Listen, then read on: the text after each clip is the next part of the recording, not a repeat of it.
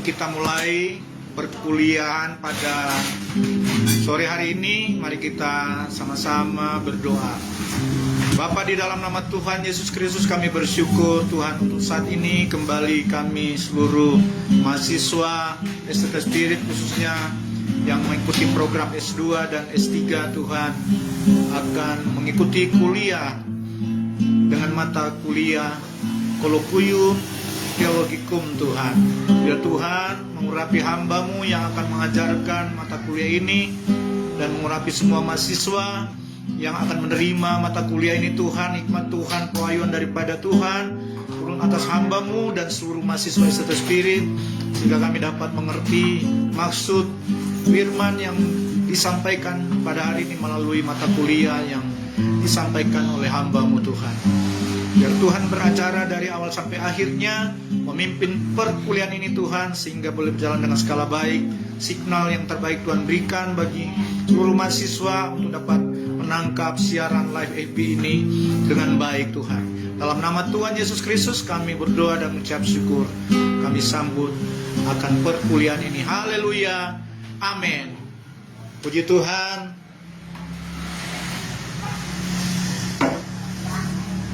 Baik, mahasiswa STT Spirit, kita yel-yel STT Spirit juga dulu. STT Spirit, go! Bertumbuh, berbuah, menuai. Puji Tuhan, biar tetap semangat seluruh mahasiswa STT Spirit. Dan hari ini khusus program Pasca Sarjana S2 dan S3.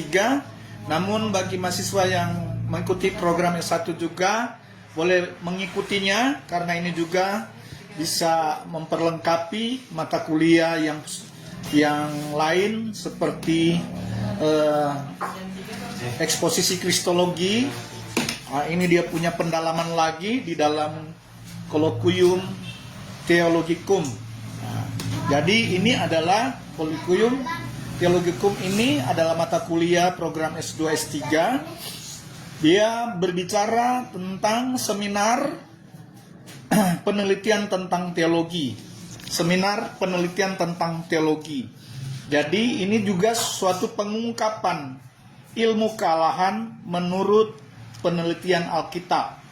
Jadi ini adalah pengungkapan ilmu kealahan menurut penelitian Alkitab. Pendahuluan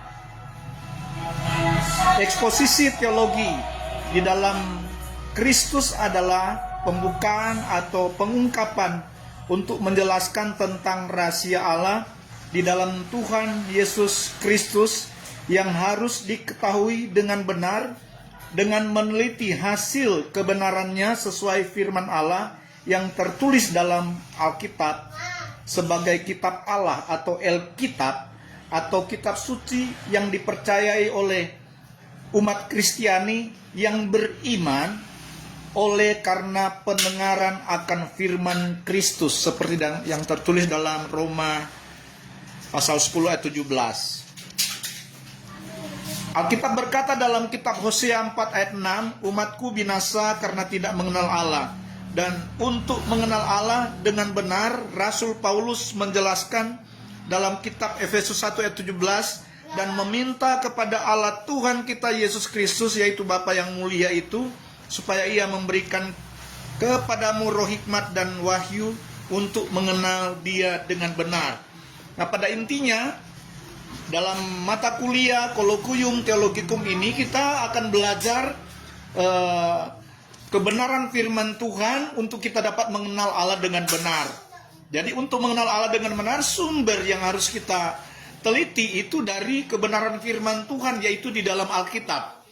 Nah, itu sebabnya banyak orang meneliti dalam kitab lain, meneliti dalam sejarah, kitab sejarah, tapi mereka menemukan hal-hal yang justru tidak sesuai dengan kebenaran firman Tuhan apa yang mereka temukan. Mereka bahkan menemukan Allah-Allah yang lain. Mereka menemukan Allah-Allah yang mati. Mereka menemukan Allah-Allah yang bukan Allah. Nah, itu sebabnya perlu kita dalami, kita teliti, kita harus ada studi ilmiah untuk kita dapat memahami dan mengenal Allah dengan benar. Nah, karena dari latar belakang bahwa bangsa Israel, bangsa Yahudi, Tuhan mengatakan di dalam Hosea 4 ayat 6 sudah dibacakan tadi, bahwa umatku binasa karena tidak mengenal Allah. Mereka tidak dapat pengetahuan yang benar tentang rahasia kealahan. Nah, itu sebabnya rahasia kealahan sebenarnya ada di dalam kitab suci, Alkitab, yang disebut Alkitab, kitab Allah. Memang ditulis oleh 40 penulis di dalam Alkitab itu, mereka ada 40 penulis, tetapi saudara, mereka hanya sebagai pena Allah, di mana apa yang mereka tulis itu sumbernya dari ilham Roh Kudus, sumbernya dari hikmat Allah yang disebut dengan Sophia, bukan Sunetos. Kalau kita belajar buku-buku yang ditulis oleh para hamba-hamba Tuhan, para penulis buku-buku agama, buku-buku teologi, itu adalah Sunetos. Mereka pakai hikmat manusia, mereka pakai akal budi, bukan pakai hikmat Allah. Karena perlu kita ketahui, ada hikmat Allah yang disebut dengan Sophia, ada hikmat manusia yang disebut Sunetos. Jadi ada yang cuma pakai akal pikiran, ada yang memang sumbernya dari pewahyuan dari Roh Kudus atau hikmat dari Allah itu sendiri. Dalam hal ini, untuk mengenal Allah dengan benar membutuhkan roh hikmat dan wahyu, sehingga untuk mengenal Allah harus melakukan penelitian Alkitab.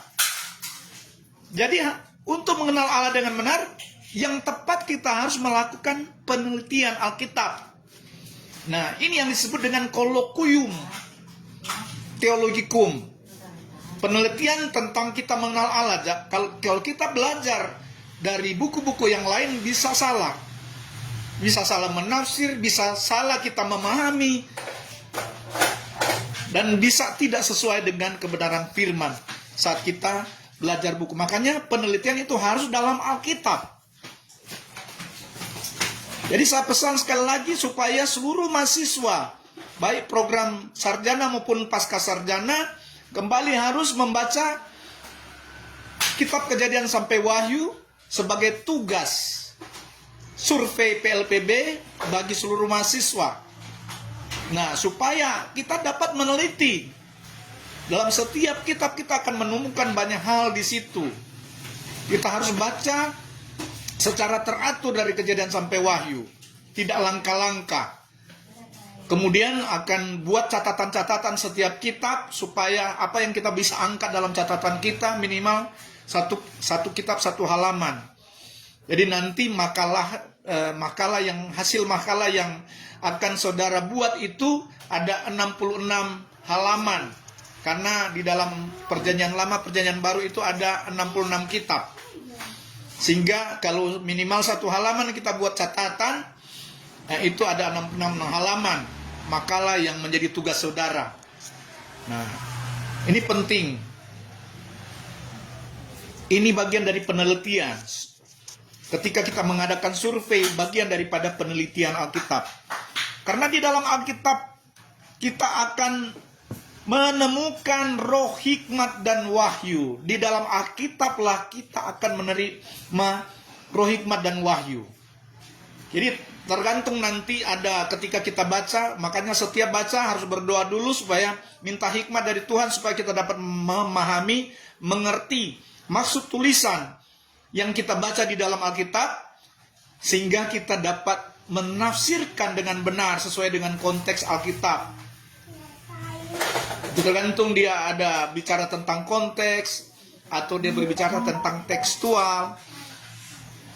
Nah, gitu. Jadi nanti roh hikmat dari Tuhan yang akan memberikan penjelasan kepada kita, tanpa kita harus cari buku-buku yang lain atau kamus, sehingga seolah-olah melalui bantuan buku atau kamus kita bisa terbantu. Padahal kita cukup minta hikmat daripada Tuhan untuk kita dapat mengerti setiap perkataan-perkataan firman Tuhan yang tertulis dalam Alkitab.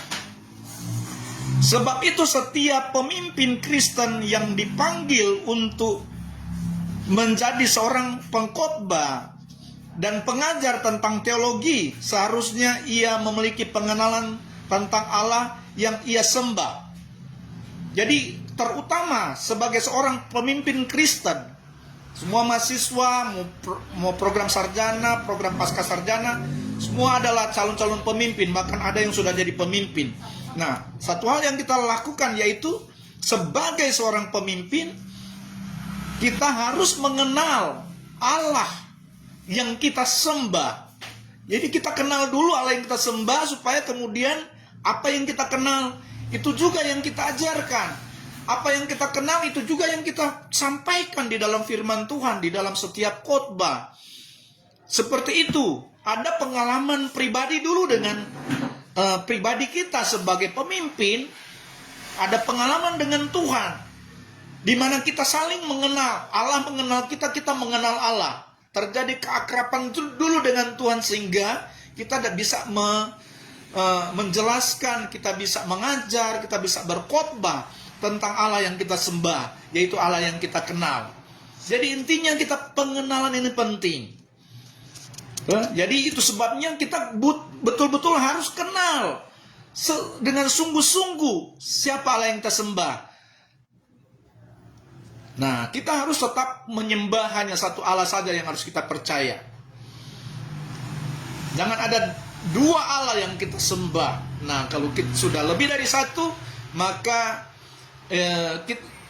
firman Tuhan berkata, ketika kita memiliki dua Tuhan, maka kita tidak akan mengasihi yang satu, kita akan lebih mengasihi yang satu daripada yang lain, pasti itu. Nah, kemudian kalau kita menyembah dua Tuhan juga, kita tidak akan tenang dalam hidup kita. Haleluya. Jangan diombang-ambingkan dengan munculnya pengajaran Allah yang lain, Tuhan yang lain, nama yang lain. Nah, itu sebabnya penting ini, saudara, karena ini menyangkut pengenalan kita dengan Allah dan juga menyangkut apa yang harus kita jelaskan, apa yang harus kita ceritakan, apa yang harus kita saksikan, apa yang harus kita ajarkan, apa yang harus kita khotbahkan kepada jemaat, apa yang harus kita ajarkan kepada seluruh murid yang akan kita pimpin nantinya. Haleluya. Dan hatinya telah melekat pada Allah yang disembah. Seperti dalam Mazmur 91 ayat 14 berkata, sungguh hatinya melekat kepadaku karena ia mengenal namaku. Jadi kita benar-benar harus memiliki hati yang melekat kepada Tuhan. Saat kita mengenal Dia, maka Tuhan mau supaya kita lebih dalam lagi memiliki keakraban, keintiman dengan Allah, sehingga sampai hati kita dan hati Allah menyatu, melekat, menyatu. Seperti perangko, seperti meterai. Nah ini, setelah kita mengenal Allah dengan benar, Allah mengenal kita, kita mengenal Allah dengan benar, maka itu yang kita ceritakan, itu yang kita ajarkan kepada jemaat, kepada orang-orang yang akan kita ajarkan. Tentang apa yang kita tahu, apa yang kita kenal terhadap Tuhan dan Allah kita yang kita sembah. Nah, sekarang itu baru pendahuluan tadi. Sekarang kita masuk bab 1. Bab 1, eksposisi teologi Alkitabiah. Nah, kalau yang sudah saya ajarkan sebelumnya itu eksposisi Kristologi. Nah, itu hampir ada hubungan. Ini hanya beda-beda tipis dengan ini hanya pengembangan dari eksposisi Kristologi. Makanya bab 1, eksposisi teologi Alkitabiah.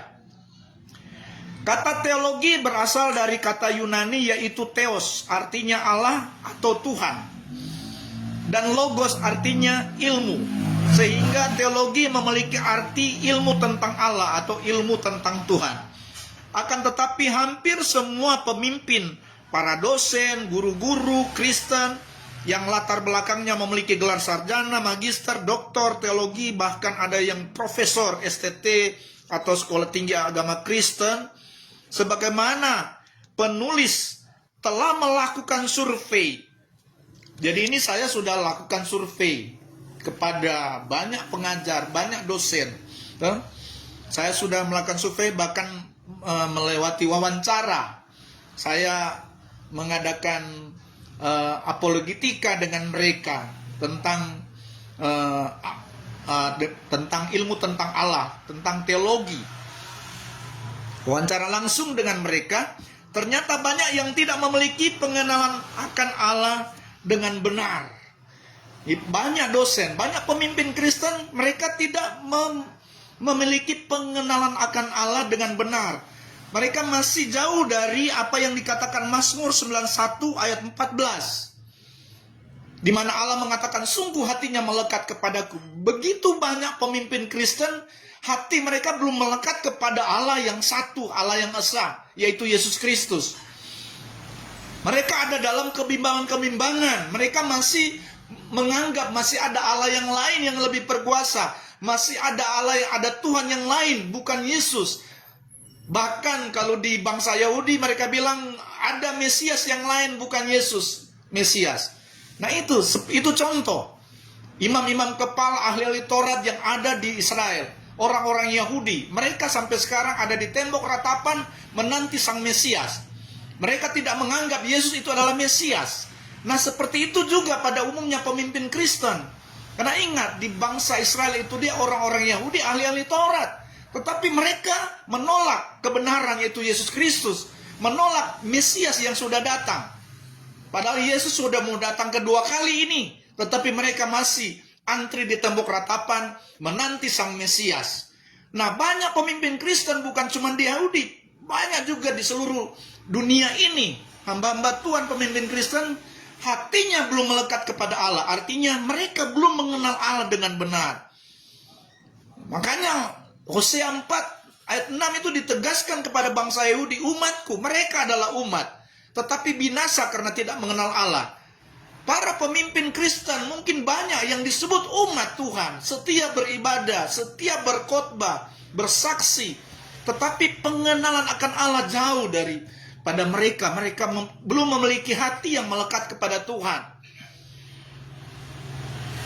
Mereka masih mendua hati, menganggap Yesus sebagai Tuhan dan Allah.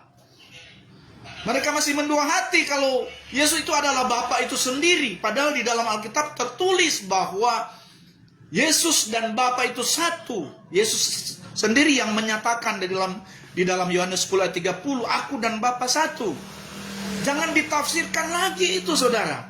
Ketika Yesus berkata aku dan Bapa satu, jangan tafsir lagi ada Bapa yang lain. Artinya Yesus itu adalah Bapa itu sendiri, karena Yesus mengatakan aku dan Bapa satu, tidak terpisah. Nah, itu sebabnya kenapa di STT Spirit mengajarkan hal yang berbeda dengan Tritunggal yang diajarkan oleh STT dan STAK di sekolah-sekolah yang lain. Karena memang kalau di STT Spirit melalui penelitian Alkitab, tetapi sekolah-sekolah lain mereka hanya ambil buku-buku yang sudah ada, yang sudah lama dipakai terus-menerus sampai sekarang ini. Sehingga mereka dapati di dalam buku-buku yang mereka pelajari bahwa Yesus bukan Bapa, Bapa bukan Yesus, Yesus bukan Roh Kudus, Bapa bukan Roh Kudus. Sehingga pada intinya mereka mengajarkan hal yang salah kepada jemaat, mengajarkan yang salah kepada seluruh murid-murid sekolah Alkitab, kepada mahasiswa sekolah-sekolah tinggi. Mereka ajarkan yang salah. Kalau di STT Spirit mengajarkan sebaliknya, bahwa Yesus itu adalah Bapa, Bapa adalah Yesus, Yesus adalah Roh Kudus. Itu ada dalam kesatuan, namanya Tritunggal, 3 dalam 1. Bukan dibalik 1 dalam 3. Nah, ini itu penting. Jadi bersyukur saudara-saudara yang ada di dalam STT Spirit ini kami mengajar segala sesuatu yang Tuhan perintahkan. Seperti yang disampaikan dalam Matius 28 ayat 20. Ajarkanlah segala sesuatu yang telah kuperintahkan kepadamu. Dan kami ajarkan itu yang Tuhan perintahkan, bukan dari perintah manusia. Termasuk pengajaran inti dari sekolah tinggi teologi atau sekolah tinggi Alkitab agama Kristen. Intinya kita harus mengenal Allah. Makanya ada disebut sekolah STT, sekolah tinggi teologi, sekolah tinggi agama Kristen. Intinya kita harus memiliki dasar pengenalan akan Allah yang benar. Sehingga di situ menjadi pengalaman pribadi kita sebagai pemimpin Kristen. Kita melekat dengan Allah, kita menyatu hati kita dengan Allah, dan kita percaya Allah yang kita sembah, Allah yang hidup, yaitu Tuhan Yesus. Itulah yang kita ajarkan, itulah yang kita firmankan, itulah yang kita saksikan. Jadi ini yang menjadi dasar kuat di dalam eksposisi teologi Alkitab. Hal ini juga dialami oleh orang-orang Israel, termasuk para ahli Taurat dan para imam bangsa Yahudi. Mereka adalah bangsa pilihan Allah, umat pilihan Allah. Akan tetapi Allah menentang imam-imam dan bangsa yang tidak setia ini karena tidak ada pengenalan akan Allah. Jadi ketika mereka tidak mengenal Allah, mereka umat, tetapi mereka dianggap bangsa yang tidak setia. Bangsa yang tidak setia karena tidak mengenal Allah. Dan ini juga Tuhan sampaikan kepada imam-imam kepala, kepada ahli-ahli Taurat. Mereka adalah orang yang tidak setia. Karena intinya tidak mengenal Allah. Bahkan mereka sendiri yang menolak pengenalan itu. Sampai mereka melupakan pengajaran Allahnya. Mereka menolak dan mereka melupakan, sengaja melupakan ajaran yang benar. Ahli Taurat itu mereka tahu kebenaran, tetapi mereka melupakan kebenaran itu.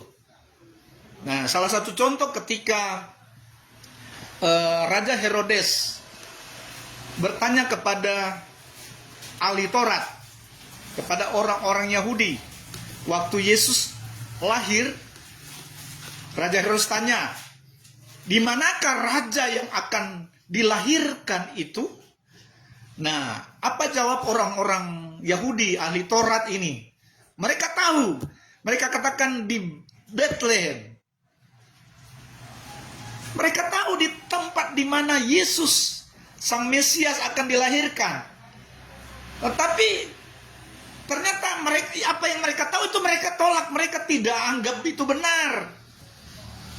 Mereka sampaikan pada Herodes itu benar bahwa Yesus lahir di Bethlehem. Mereka tahu kan berarti. Tetapi kenapa Yesus yang mereka nantikan sebagai Mesias itu mereka tahu lahir di raja mereka, yaitu Raja Damai yang akan datang. Tetapi mereka tolak kan? Nah, itulah yang disebut mereka menolak pengenalan itu. Saya bacakan saja Hosea 4 ayat 1 dan 6. Ada dua ayat, Hosea 4 ayat 1 dan 6 saya bacakan. Dengarlah firman Tuhan, hai orang Israel, sebab Tuhan mempunyai perkara dengan penduduk negeri ini. Sebab tidak ada kesetiaan dan tidak ada kasih. Jadi tidak ada kesetiaan, tidak ada kasih, dan tidak ada pengenalan akan Allah di negeri ini. Bangsa Israel mereka tidak mengenal Allah. Sehingga Tuhan mengatakan tidak ada kasih dalam hidup mereka, tidak ada kesetiaan dalam hidup mereka. Meskipun mereka, sahabat mereka berdoa, beribadah, mereka melakukan hal-hal kegiatan rohani yang rutin, aturan-aturan hukum Taurat mereka rutin lakukan. Tetapi Tuhan bilang mereka tidak setia dan mereka tidak ada kasih kepada Allah maksudnya. Tidak ada kasih karena apa? Mereka tidak mengenal Allah. Allah sudah datang sebagai Mesias. Yesus Kristus adalah Allah itu, tetapi mereka tolak. Mereka tidak ada kasih, padahal kasih itu sudah datang. Allah adalah kasih. Mereka disebut sebagai orang yang tidak setia, makanya disebut umatku binasa karena tidak mengenal Allah. Ayat 6. Umatku binasa karena tidak mengenal Allah, karena engkau yang menolak pengenalan itu, maka aku menolak engkau menjadi imamku. Dan karena engkau melupakan ajaran Allahmu, maka aku pun akan melupakan anak-anakmu. Wah, begitu sadis saudara. Sampai masalah orang tua yang karena menolak pengenalan akan Allah, bahkan Tuhan mengatakan akan melupakan anak-anak mereka. Nah, jangan sampai kita sebagai pemimpin Kristen sampai Tuhan katakan seperti ini. Kita yang karena tidak mengenal Allah membuat anak-anak kita juga kena imbasnya. Mereka juga tidak mengenal Allah, mereka juga menjadi orang tidak setia. Nah, Tuhan menolak lagi. Tuhan tolak kita sebagai orang tua, Tuhan tolak juga anak-anak kita. Anak-anak kita yang kita sayangi ternyata mendapatkan penolakan dari Tuhan karena kesalahan kita sebagai pemimpin. Anak-anak rohani yang kita pimpin, harusnya mereka kita layani, kita sampaikan kebenaran, kita sampaikan firman yang sesuai dengan standar yang benar. Tetapi kita justru karena tidak mengenal Allah, kita mengajarkan hal-hal yang salah kepada anak-anak kita. Ya, berdampak, Tuhan melupakan kita, Tuhan melupakan juga anak-anak kita. Karena waktu nanti di penghakiman terakhir, ada orang yang merasa dia akan menerima janji Tuhan, yaitu dia akan mendapatkan mahkota kehidupan, dia akan masuk dalam kerajaan kekal. Tetapi ternyata kaget ketika Tuhan mengatakan, "Enyah kamu, aku tidak mengenal kamu, hai kamu pembuat kejahatan." Sementara mereka anggap dia setia beribadah, dia setia melayani Tuhan, setia menyampaikan firman. Tetapi Tuhan bilang, "Enyah kamu, hai pembuat kejahatan, aku tidak mengenal kamu." Kenapa Tuhan bilang, "Aku tidak mengenal kamu"? Artinya pengenalan ini betapa pentingnya di dalam kita mengenal Tuhan sehingga Tuhan mengenal kita.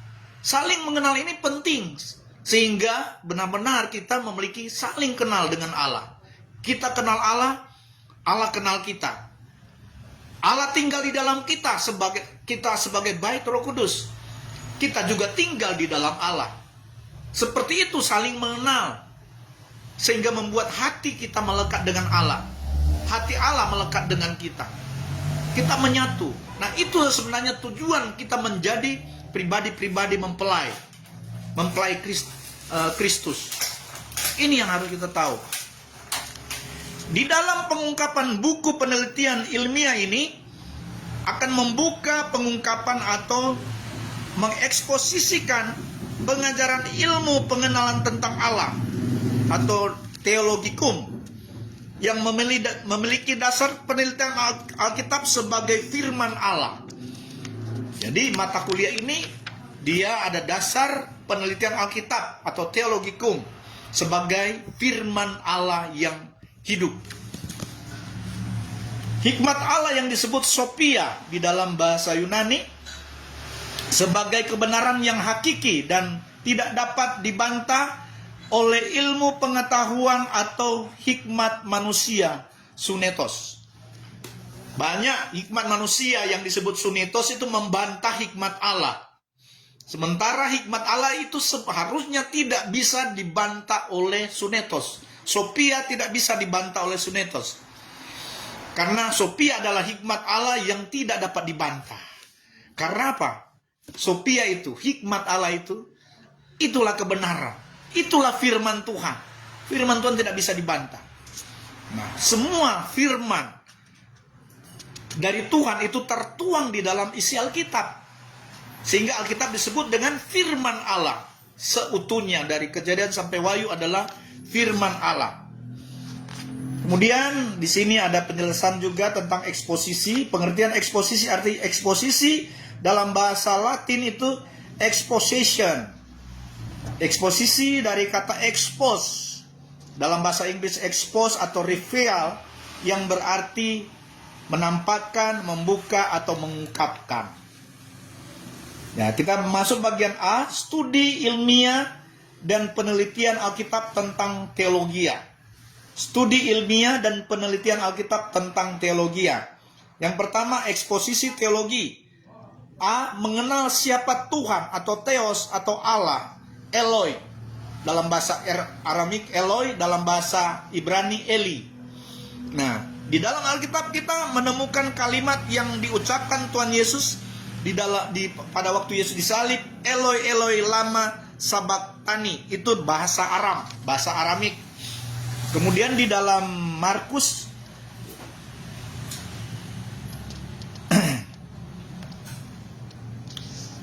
tadi di dalam Markus 15 ayat 34. Kemudian di dalam Matius 27 ayat 46, Alkitab menulis dari bahasa Ibrani. Matius 27 ayat 46, kira-kira jam 3 berserulah Yesus dengan suara nyaring, Eli Eli lama sabachthani, yang berarti Allahku Allahku, mengapa engkau meninggalkan aku? Ini dalam bahasa Ibrani disebut Eli Eli lama sabachthani. Kalau tadi Eloi Eloi itu bahasa Aram.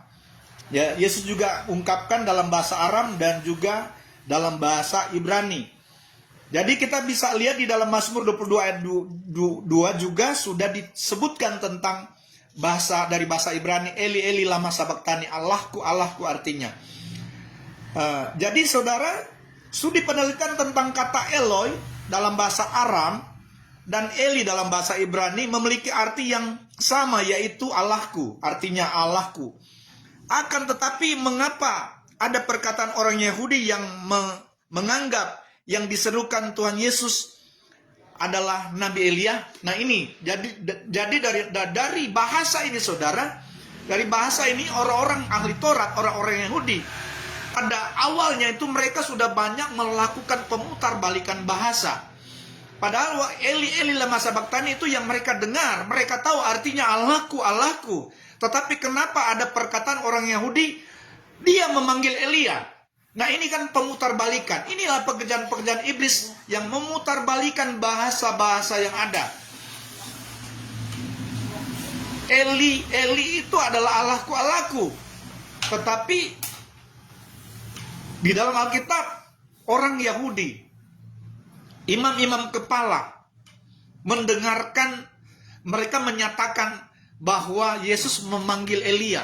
Sehingga ada pernyataan dalam Matius 27 ayat 47. Mendengar itu, beberapa orang yang berdiri di situ berkata, ia memanggil Elia.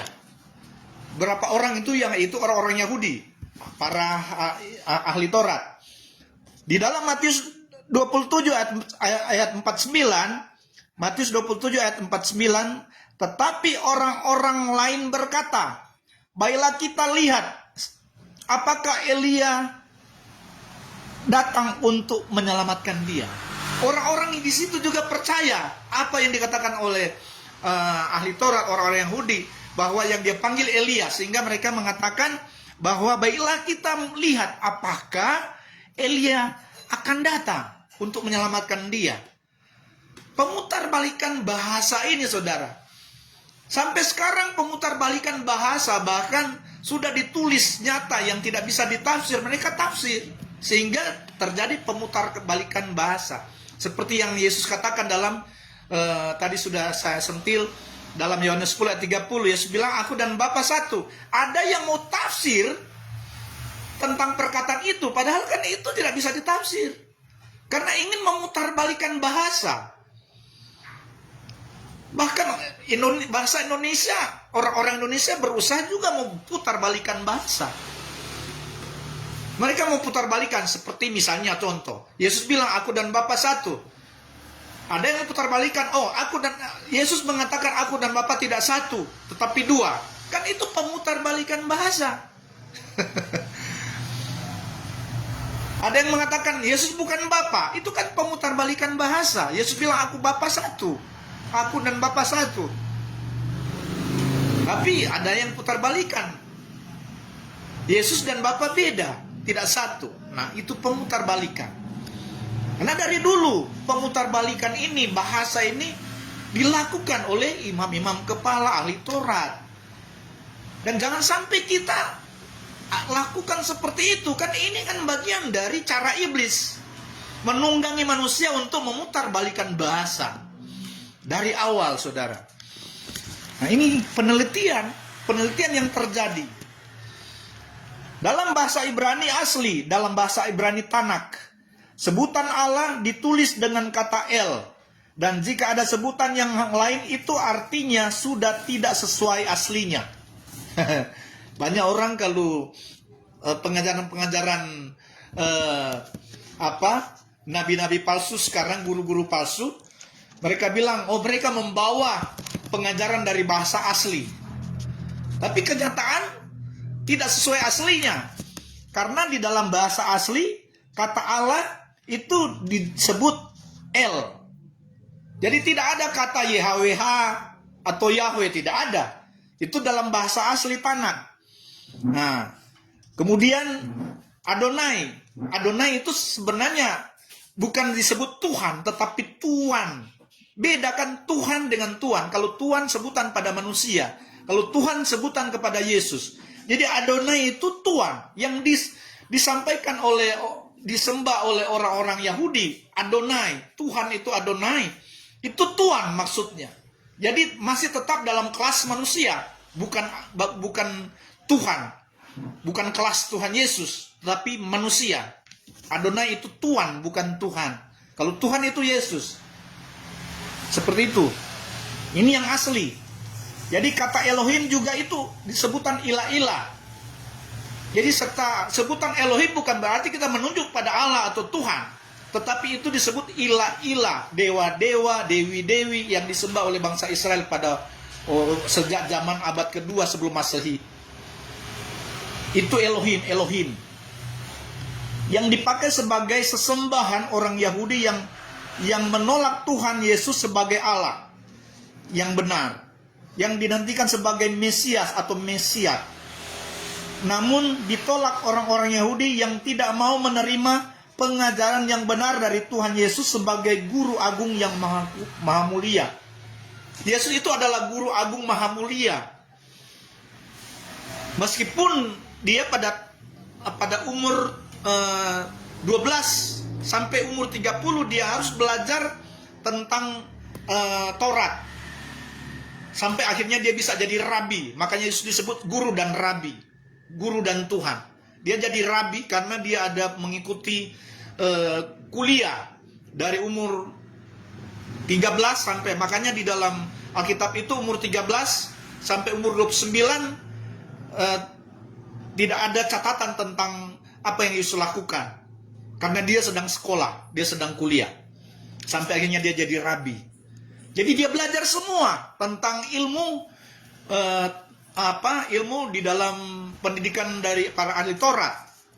Sampai dia jadi rabi. Tetapi itu hanya membuat dia mencapai pada titik di mana dia harus jadi rabi. Kemudian dia ada wewenang untuk mengajar. Tetapi waktu dia mengajar, dia mengajarkan tentang kebenaran. Yesus itu adalah kebenaran. Dia tidak mengajar tentang Taurat. Sehingga Yesus, dia bilang, dia tidak menirikan Taurat, tetapi dia menyempurnakan. Apa yang Yesus ajarkan tentang kebenaran itu penyempurnaan dari Taurat. Artinya pengajaran tingkat tinggi setelah dia menjadi rabi. Tetapi itu ditolak kan oleh ahli-ahli Taurat, orang-orang Farisi, orang-orang Yahudi. Ditolak pengajaran tentang Yesus. Nah, kemudian kita bisa lihat bagian B ada gelar Allah, Theos atau Tuhan. Jadi Theos, Allah itu atau Tuhan itu disebut Theos itu gelar bukan nama. Gelar. Nah, untuk sebutan gelar Allah atau Tuhan yang sesuai bahwa bahasa aslinya atau bahasa Ibrani, maka sebutan yang benar adalah ada 7 yang saya susun di sini. Yang pertama, El Jireh, Allah yang menyediakan. Jadi buang semua yang disebut Yahweh Jireh, Yehova Jireh atau Yehowa Jireh. Itu tidak benar. Yang benar dari bahasa asli itu El Jireh, dari kata El. El Jireh, Allah yang menyediakan. El Nisi, Allah adalah panji kemenangan. El Rapa, Allah yang menyembuhkan. El Shalom, Allah sumber damai sejahtera. Yang kelima, ada kata El Sama, Allah yang maha hadir, El Sama. Kemudian yang keenam, ada El Tsidkenu, Allah keselamatan kita. Kemudian yang ketujuh, ada El Emet, Allah adalah kebenaran.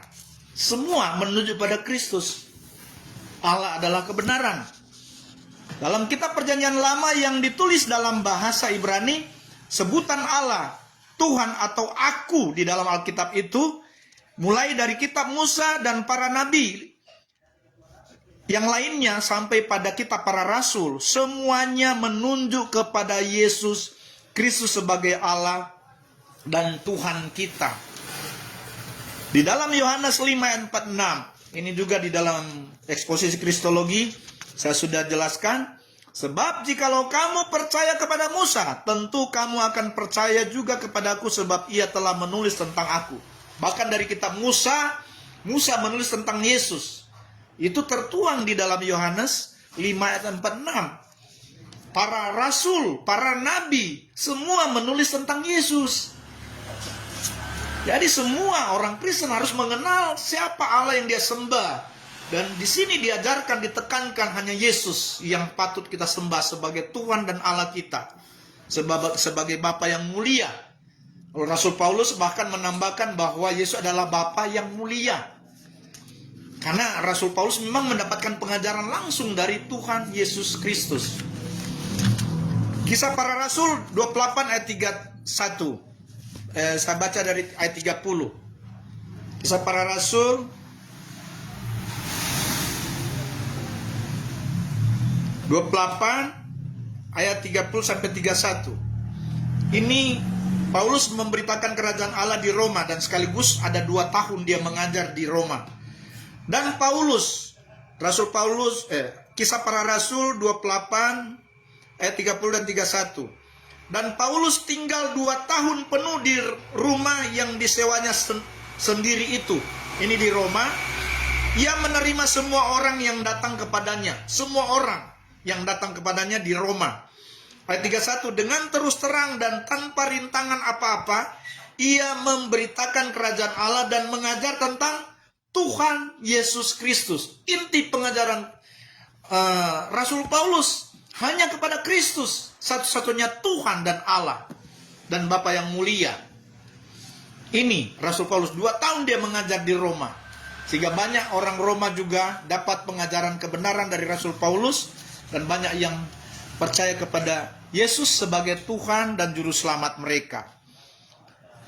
Digenapi di dalam kitab Perjanjian Baru, di dalam tulisan dalam teks Yunani atau yang dikanonisasi dalam Matius 4 ayat 7.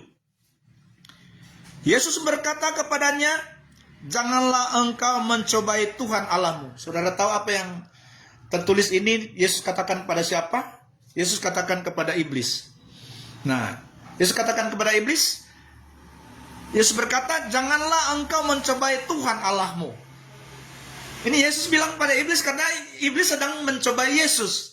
Yesus bilang, Tuhan Allahmu. Siapa Tuhan Allahmu? Yesus.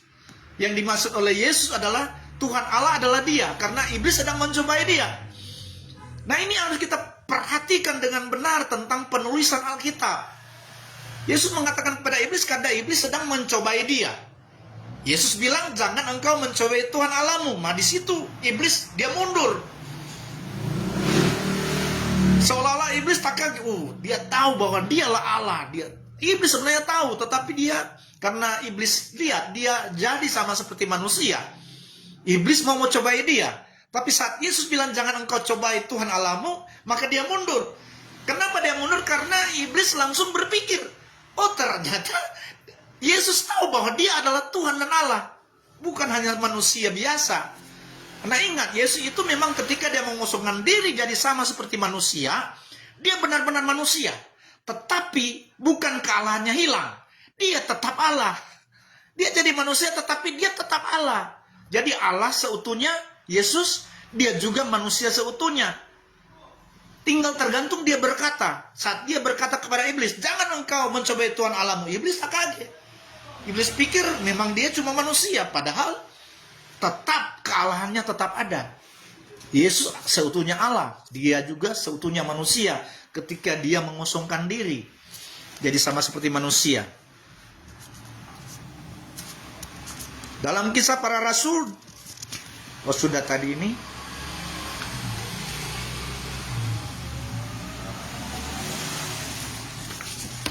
Dalam Roma 1 ayat 4. Dan menurut roh dan kekudusan dinyatakan oleh kebangkitannya dari antara orang mati bahwa ia adalah anak Allah yang berkuasa, Yesus Kristus Tuhan kita. Kata anak Allah ini jangan kita menafsirkan bahwa Allah punya anak. Itu salah besar, salah menafsirkan. Kata anak Allah ini sebenarnya menunjukkan bahwa dia wujud Allah. Bukan sebutan anak Allah itu adalah sebutan daripada wujud Allah. Itu yang benar. Nah, anak Allah ini harus ditafsir. Jangan setelah ditulis anak Allah, saudara berpikir, oh dia anak Allah. Saudara tidak tafsir. Nah, makanya ilmu tafsiran harus dipakai. Eksegesis, hermeneutik harus kita pakai. Karena banyak hal-hal yang harus kita tafsir di dalam Alkitab.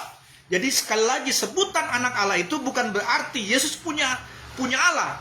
Atau dia punya Bapa yaitu Allah. Tidak, dia adalah Allah itu. Dia wujud Allah itu. Anak Allah adalah wujud daripada Allah. Yang dikatakan anak Allah atau wujud Allah yang berkuasa. Kemudian dikatakan apa? Yesus Kristus Tuhan kita.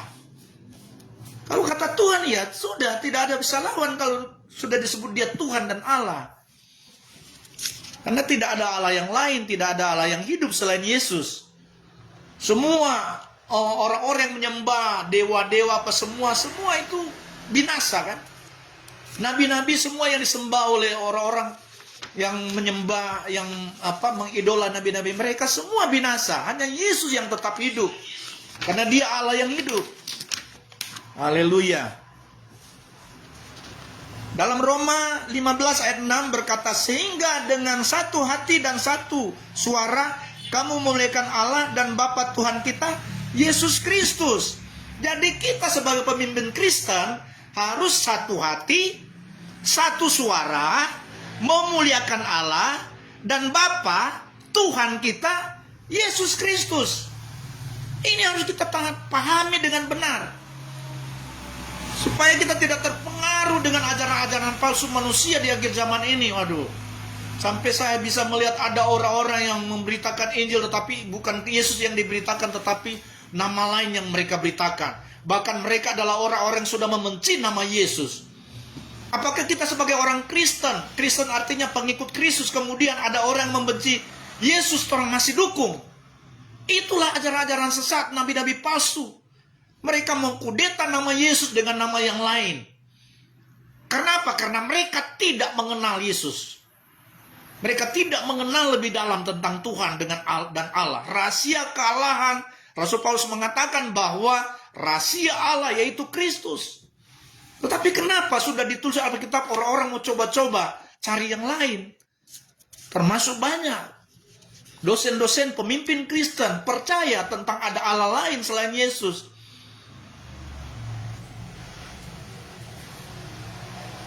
Tidak ada Tuhan yang lain selain Yesus. Tidak ada Allah yang lain selain Yesus. Haleluya. 1 Korintus 1 ayat 2. Kepada jemaat Allah di Korintus, yaitu mereka yang dikuduskan dalam Kristus Yesus dan yang dipanggil menjadi orang-orang kudus, dengan semua orang di segala tempat yang berseru kepada nama Tuhan kita Yesus Kristus, yaitu Tuhan mereka dan Tuhan kita. Wah, jelas sekali, semua orang harus berseru tentang nama Tuhan, yaitu Yesus Kristus. Apa yang kita ajarkan tentang gelar Tuhan dan Allah, tentang nama hanya pada Tuhan Yesus Kristus. Haleluya. Dalam 1 Korintus 8 ayat 6c, dan satu Tuhan saja, yaitu Yesus Kristus, yang olehnya segala sesuatu telah dijadikan, yang karena dia kita hidup. Segala sesuatu Yesus yang ciptakan. Dia yang jadikan langit, bumi, dan segala isinya, termasuk kita manusia. Yesuslah pencipta. Ada orang menganggap bahwa Yesus bukan pencipta, tetapi ada Bapanya yang menciptakan, sehingga disebut Bapa pencipta. Karena apa? Mereka memisahkan antara Yesus dan Bapa. Mereka anggap Yesus bukan Bapa. Tetapi Alkitab berkata dalam 1 Korintus 8 ayat 6c, saya bacakan lagi. Dan satu Tuhan saja, yaitu Yesus Kristus, yang olehnya segala sesuatu telah dijadikan dan yang karena Dia kita hidup. Dia yang menghembuskan nafas hidup kepada manusia saat Dia membentuk manusia dari tanah liat, dan Dia menghembuskan nafas hidup sehingga kita menjadi makhluk yang hidup. Yesuslah yang membentuk kita, Yesuslah yang menciptakan kita. Dia yang menghembuskan nafas hidup di dalam kehidupan manusia sehingga terciptalah Adam, manusia pertama. Kemudian Tuhan juga mengambil rusuk dari Adam untuk juga menciptakan Hawa, dan akhirnya turun-temurun sampai sekarang ini manusia memenuhi bumi. Sumbernya dari Yesus.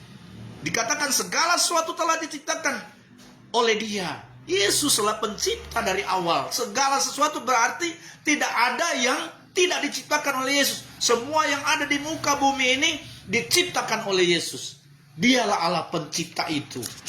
Makanya Dia disebut sebagai Elohim, Bapa Allah pencipta yang perkasa. Dia baru Elohim. Yesus adalah Elohim yang asli.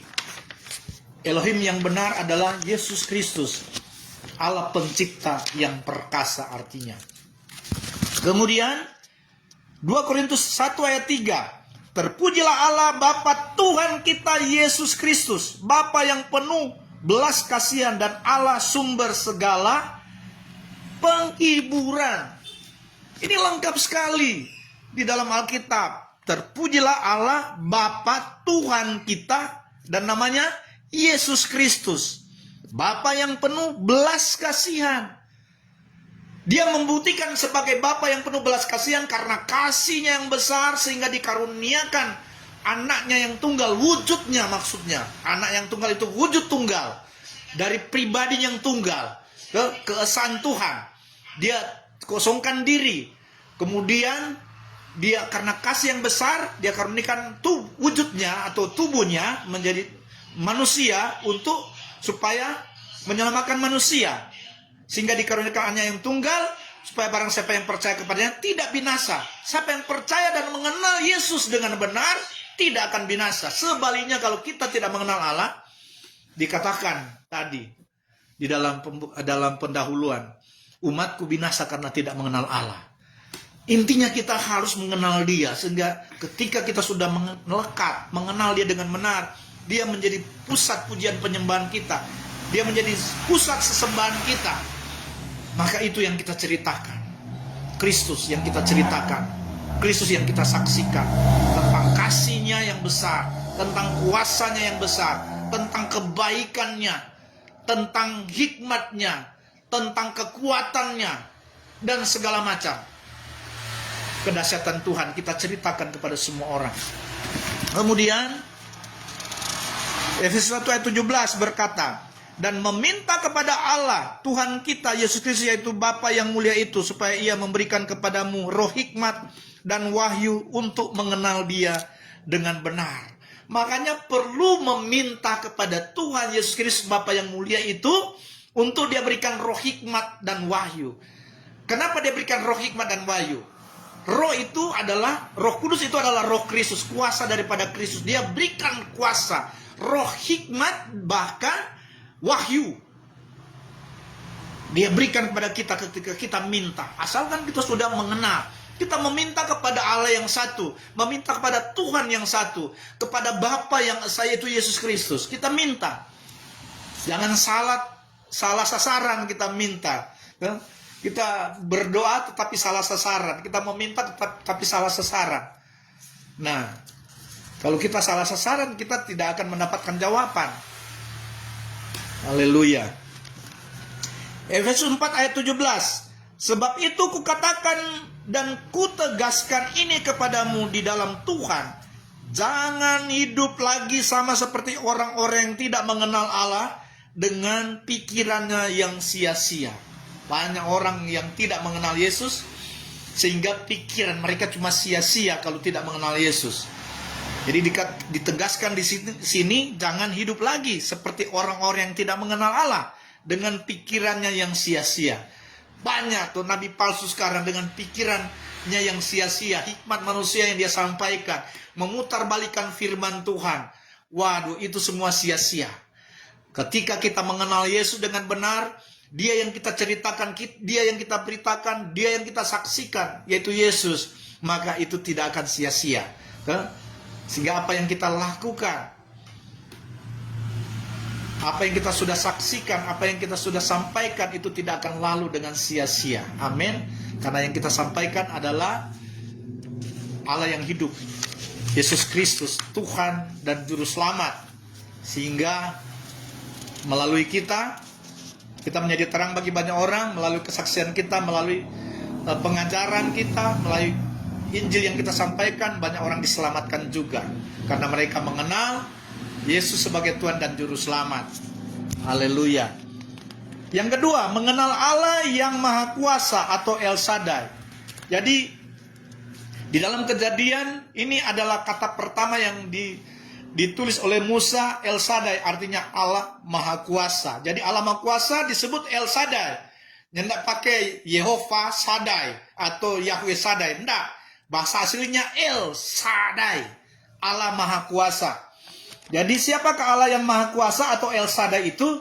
Nah, Alkitab berkata dalam Kejadian 17 ayat 1, ketika Abram berumur 99 tahun, maka Tuhan menampakkan diri kepada Abram dan berfirman kepadanya, Akulah Allah yang Maha Kuasa, hiduplah di hadapanku dengan tidak bercela.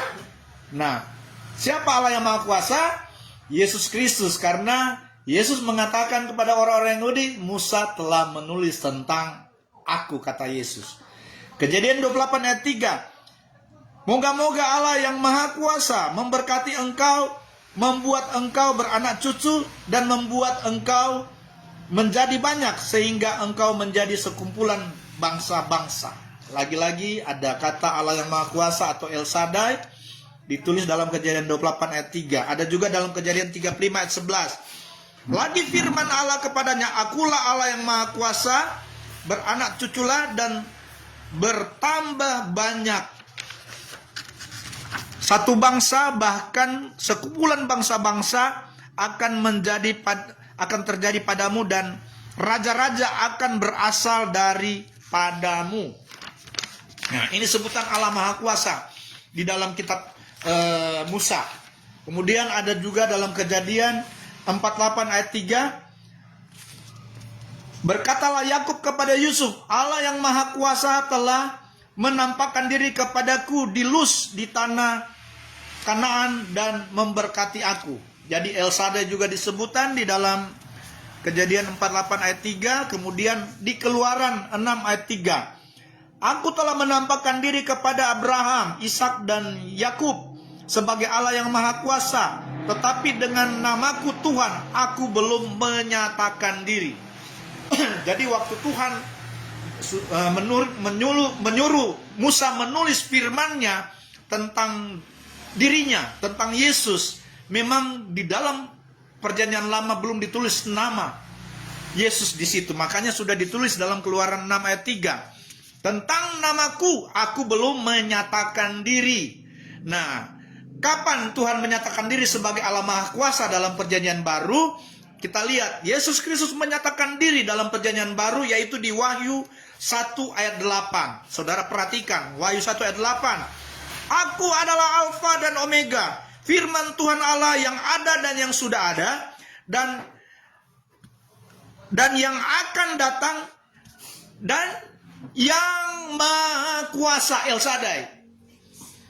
Jadi di dalam Perjanjian Lama yang ditulis Musa digenapi dalam Wahyu ayat 8. Yesus berkata, Aku Alfa dan Omega, yang awal dan yang akhir, yang sudah ada, yang akan datang, yang Maha Kuasa, El Shaddai. Jadi El Shaddai itu Yesus. Haleluya. Ini penting sekali, saudara, dalam pendalaman ini, supaya apalagi yang pasca sarjana, S2, S3, sudah sampai tingkat tinggi, kemudian tidak mengenal Allah dengan benar. Waduh, sia-sia. Rasul Paulus menyatakan sia-sia. Tapi semua mahasiswa STT Spirit tidak sia-sia. Baik program sarjana, magister, maupun doktoral, semua menjadi pribadi yang luar biasa, yang memiliki hikmat Tuhan, karena kita meneliti tentang firman Tuhan, dan kita akan mengajarkan kebenaran sesuai dengan isi firman Tuhan di dalam Alkitab. Tuhan Yesus datang ke dunia. Bagian berikutnya ini, Tuhan Yesus datang ke dunia. 1 Yohanes 5 ayat 20.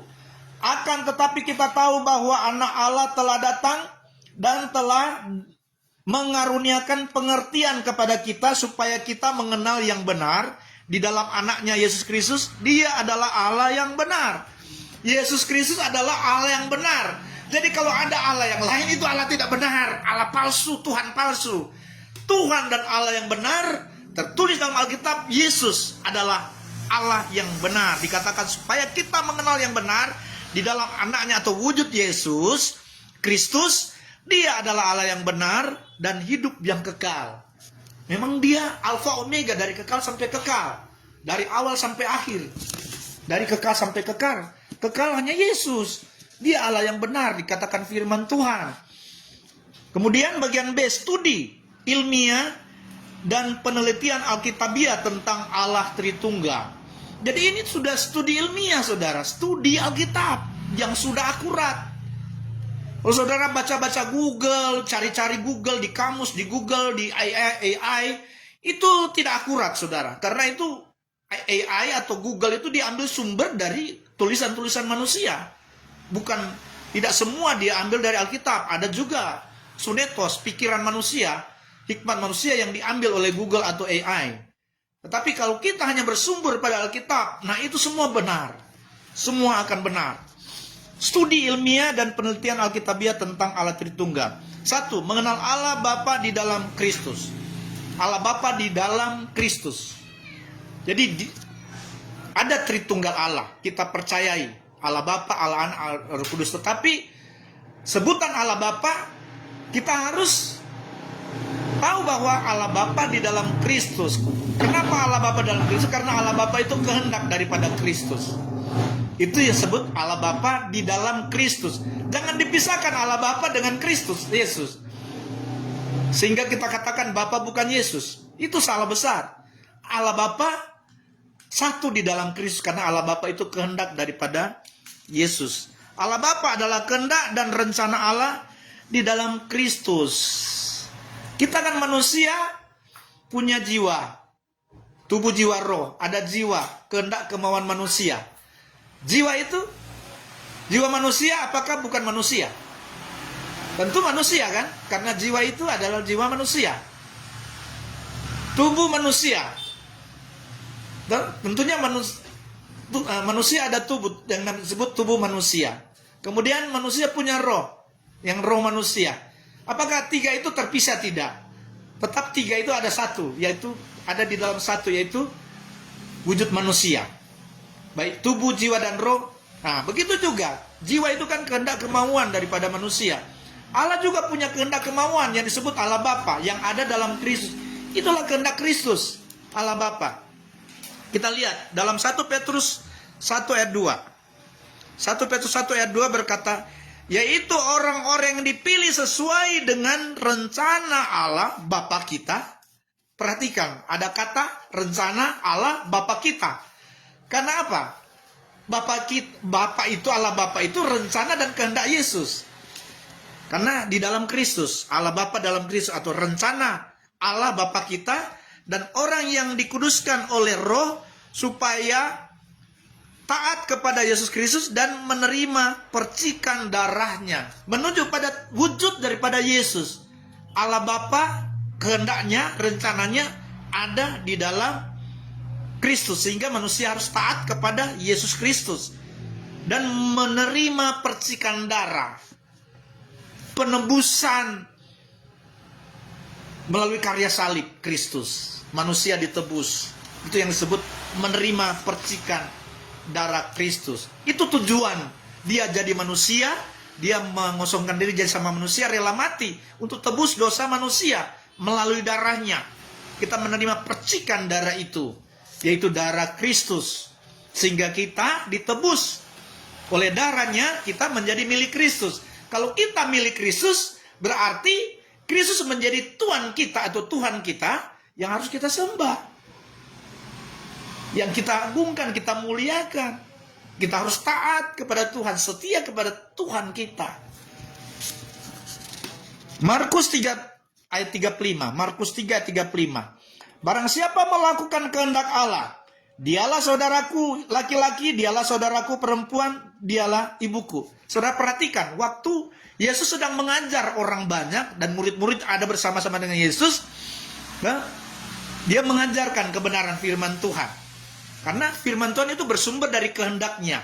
Makanya dikatakan di sini ketika murid-murid, ada murid yang berkata, "Guru, ibumu dan saudaramu datang." Yesus bilang apa? Siapakah ibuku, siapakah saudaraku? Ibuku dan saudaraku ialah yang mendengarkan firman Tuhan dan melakukannya. Di sini dikatakan, barang siapa melakukan kehendak Allah, dialah saudaraku laki-laki dan saudaraku perempuan, dialah ibuku. Melakukan kehendak, artinya apa tuh kehendak? Yang dia sampaikan pada waktu dia sedang mengajar. Sumbernya dari kehendaknya. Macam saya punya tugas untuk mengajar sebagai dosen. Itu muncul, oh ini ada kehendak untuk mau mengajar. Kemudian setelah saya mengajar, saya menyampaikan isi dari kehendak itu.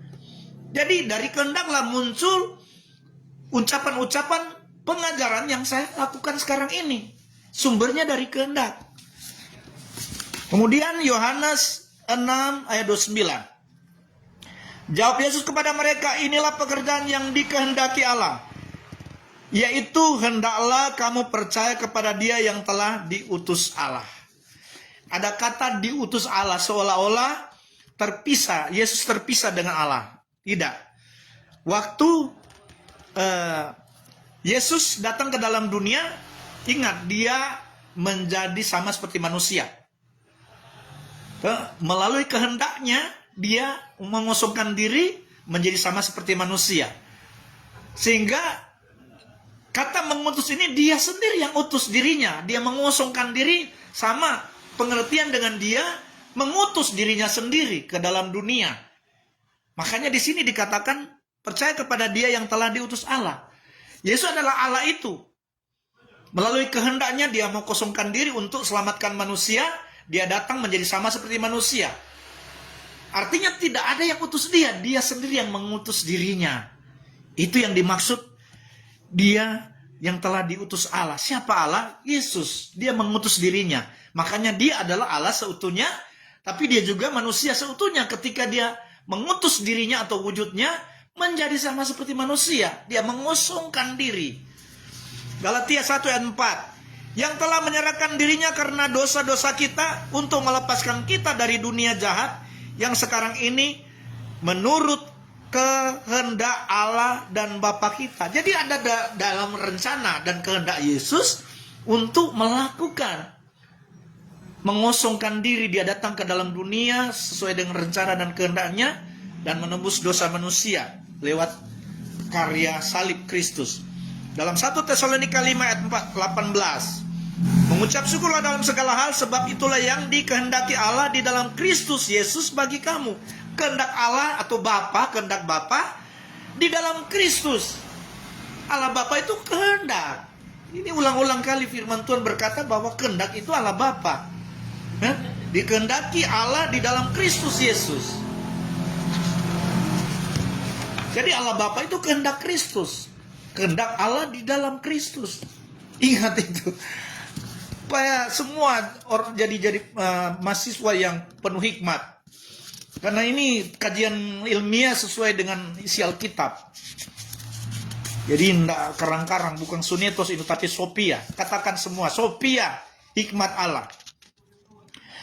Ayat-ayat di atas adalah sebagian referensi Alkitab yang menyatakan bahwa Allah Bapa adalah kehendak Allah di dalam Kristus. Allah Bapa adalah kehendak Allah di dalam Kristus.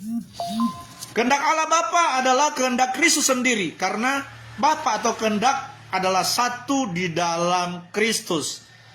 Yohanes 10 ayat 30, Yesus berkata, aku dan Bapa adalah satu. Kemudian bagian kedua, mengenal Allah, anak sebagai firman Allah dan wujud Yesus Kristus. Dalam Yohanes 1 ayat 1 dan 14. Semua sudah tahu ini, pada mulanya adalah firman, firman itu bersama-sama dengan Allah dan firman itu adalah Allah. Ayat 14, firman itu telah menjadi manusia dan diam di antara kita. Dan kita telah melihat kemuliaannya, yaitu kemuliaan yang diberikan kepadanya dengan sebagai anak tunggal Bapa, wujud tunggal ya. Anak tunggal itu pengertian atau dalam penafsiran eksegesis, wujud tunggal Allah Bapa, wujud tunggal Bapa, penuh kasih karunia dan kebenaran.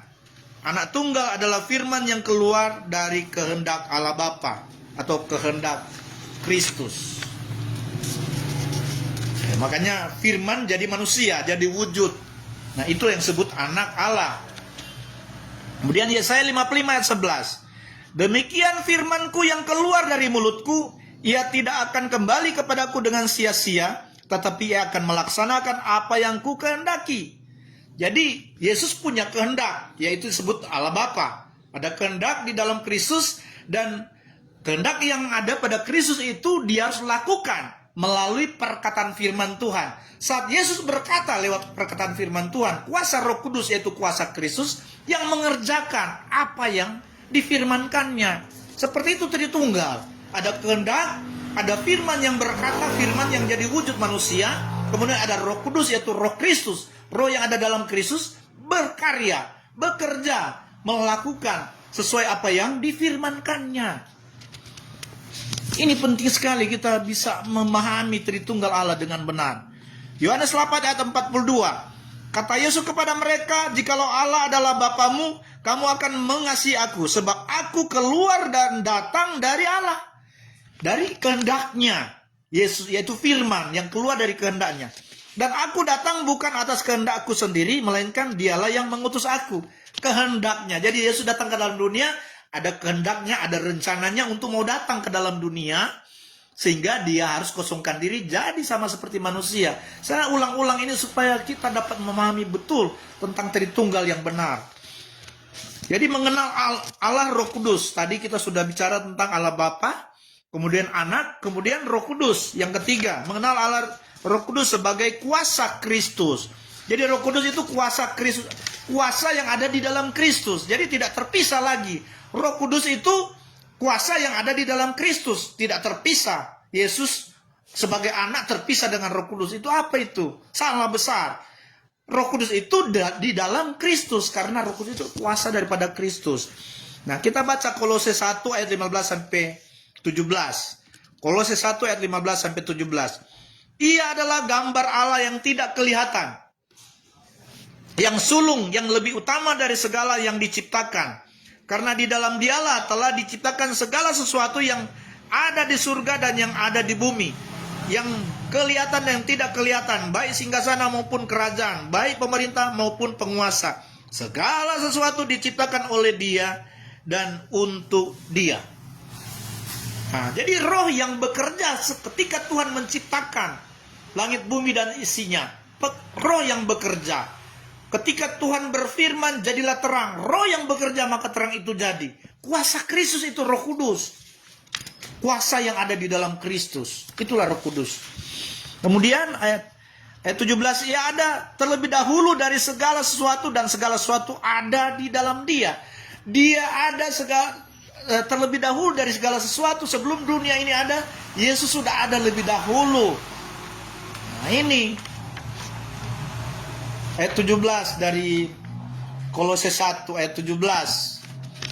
Ia terlebih dahulu, sudah ada terlebih dahulu dari segala sesuatu, dan segala sesuatu ada di dalam Dia.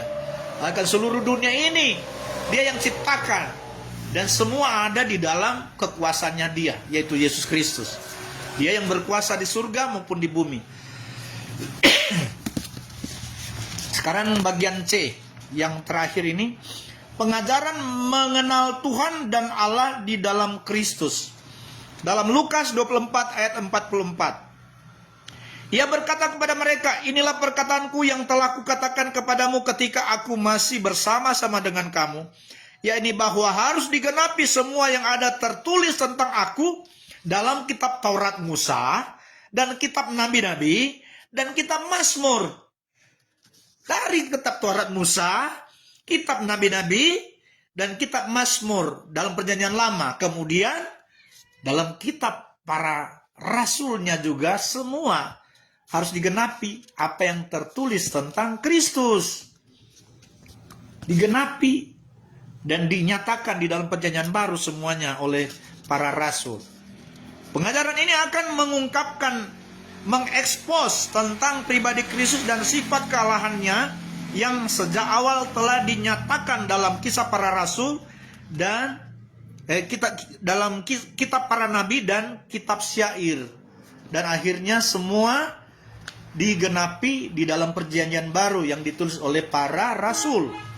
Yohanes 5 ayat 46 tadi sudah dibacakan ini. Sebab jikalau kamu percaya kepada Musa, tentu kamu akan percaya juga kepadaku, sebab ia telah menulis tentang aku. Mulai dari Musa, kitab para nabi, dan syair, semuanya menulis tentang Kristus. Dan itu harus digenapi.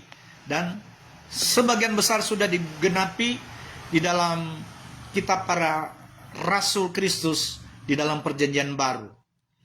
Kemudian pengenalan akan Kristus adalah pengajaran mulia.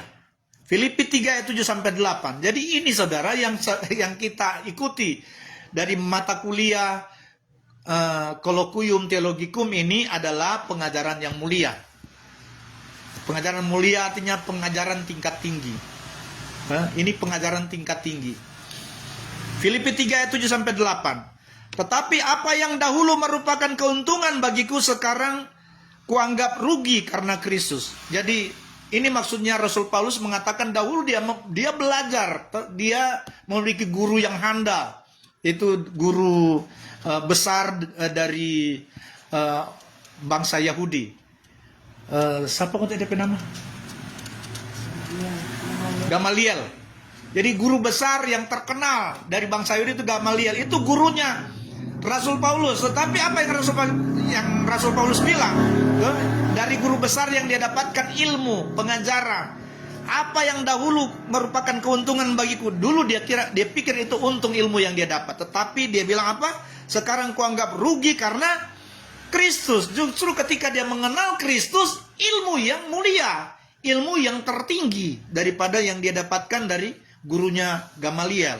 Ayat 8, Filipi 3 ayat 8. Malahan segala sesuatu kuanggap rugi karena pengenalan akan Yesus Kristus Tuhan kita lebih mulia daripada semuanya. Pengajaran yang lebih mulia, tingkat tinggi, yaitu pengajaran mengenai Kristus Yesus Tuhan kita. Oleh karena dialah aku telah melepaskan semuanya itu dan menganggapnya sampah supaya aku memperoleh Kristus. Jadi pada intinya dalam kita mengenal Kristus dengan benar, ini adalah pengajaran yang mulia yang kita dapatkan sampai kita memperoleh Kristus. Nah itu sampai Mazmur 91 ayat 44 berkata, sungguh hatinya melekat kepadaku karena dia mengenal aku, dia mengenal namaku. Filipi 3 ayat 13-14.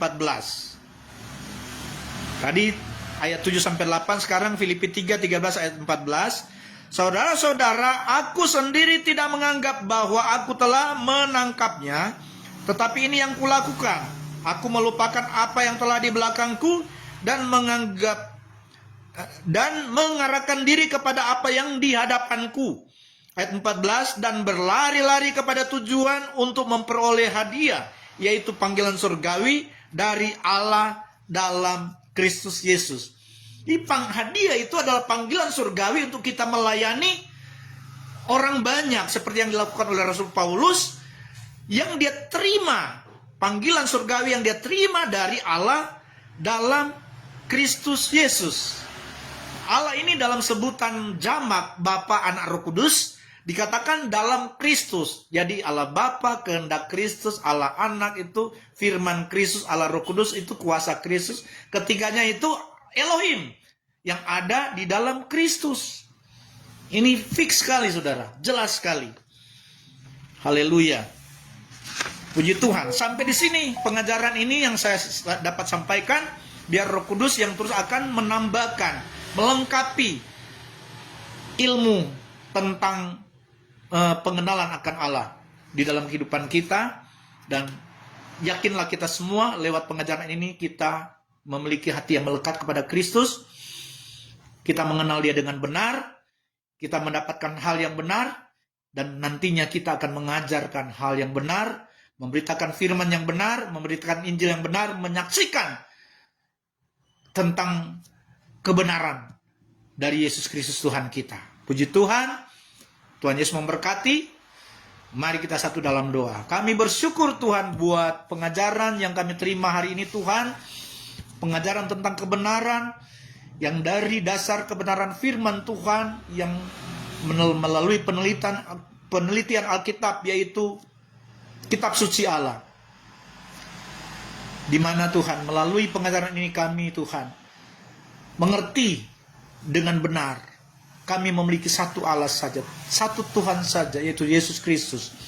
Di mana Engkau Tuhan yang telah mengasihi kami. Oleh karena kasih-Mu yang besar, Kau rela mengosongkan diri-Mu Tuhan, melepaskan hak kekuasaan kealahan-Mu Tuhan, jadi sama seperti manusia, untuk tujuan menebus dosa dan pelanggaran manusia. Namun ada satu hal yang kami percaya, Engkau bukan hanya sekedar datang ke dalam dunia pertama kalinya untuk menebus dosa manusia, tetapi Engkau menyatakan wujud-Mu Tuhan untuk dikenal oleh manusia, sehingga manusia dapat memuji menyembah Allah yang hidup. Karena pada saat Engkau rela mati bagi manusia, Engkau bangkit kembali di hari yang ketiga sebagai Allah yang hidup, yang mengalahkan maut. Bahkan para murid, ada 500 murid yang menyaksikan ketika Engkau naik ke surga, membuktikan Engkau adalah Allah Roh Kudus yang bisa naik ke surga, karena dari surgalah Engkau datang ke dunia, sehingga Engkau kembali ke surga. Engkaulah pemilik surga, Engkau pencipta langit bumi dan segala isinya. Engkau yang kami percaya sebagai Allah yang benar, dan kami tidak dapat menerima pengajaran-pengajaran di luar kebenaran ini Tuhan yang kami terima hari ini Tuhan.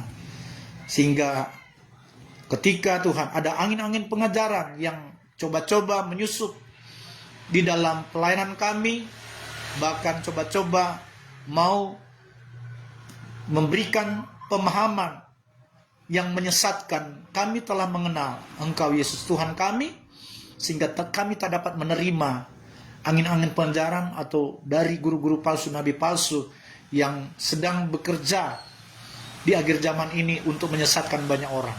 Terima kasih Bapa di surga, mahasiswa ST Spirit yang mengambil program sarjana maupun pasca sarjana, terus diperlengkapi dengan hikmat Tuhan. Hamba mohon hikmat Allah turun atas semua mahasiswa ST Spirit, agar mereka menjadi pribadi-pribadi yang mengerti kebenaran, sehingga mereka dapat mengajarkan kebenaran itu yang mereka pahami, dan mereka boleh menyelamatkan banyak jiwa bagi kemuliaan nama Tuhan Yesus. Kami bersyukur buat mata kuliah hari ini. Berpujilah nama Tuhan Yesus. Kami berdoa dan mengucap syukur. Haleluya, haleluya. Amin. Puji Tuhan. Shalom, Tuhan Yesus memberkati kita semua.